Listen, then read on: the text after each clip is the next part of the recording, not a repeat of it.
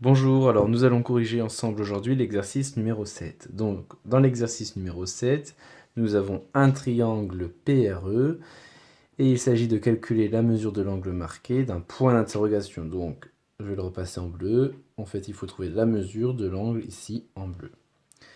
Donc, la première chose qui nous saute aux yeux dans ce triangle, évidemment, c'est qu'il est équilatéral. Regardez bien, le codage ici nous indique que ces trois côtés sont de même longueur, et un triangle qui a ces trois côtés de même longueur est un triangle équilatéral.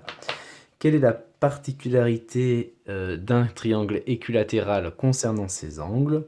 Eh bien, un triangle équilatéral a ces trois angles de même mesure. Alors, on va l'écrire, peut-être que c'est intéressant de l'écrire. Un triangle équilatéral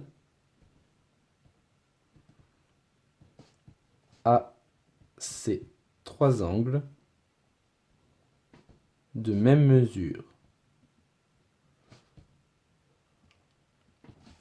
C'est-à-dire que la mesure de cet angle-là, la mesure de cet angle-là et la mesure de cet angle-là sont les mêmes. Et donc, on va se rappeler aussi la propriété du cours, la propriété générale est très importante sur les mesures des angles d'un triangle.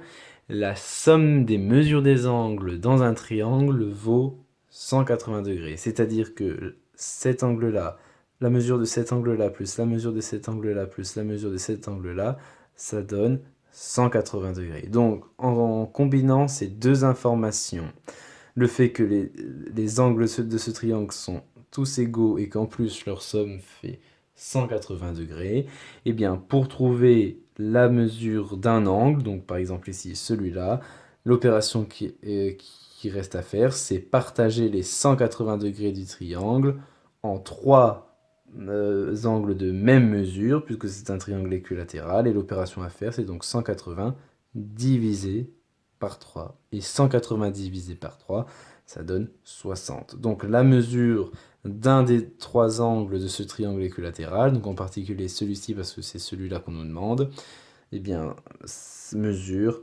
60 degrés. Voilà, donc on va le mettre. Voilà, donc là c'était pour vous expliquer. Vous retrouverez une rédaction rigoureuse de cet exercice dans la version écrite aussi disponible sur Moodle.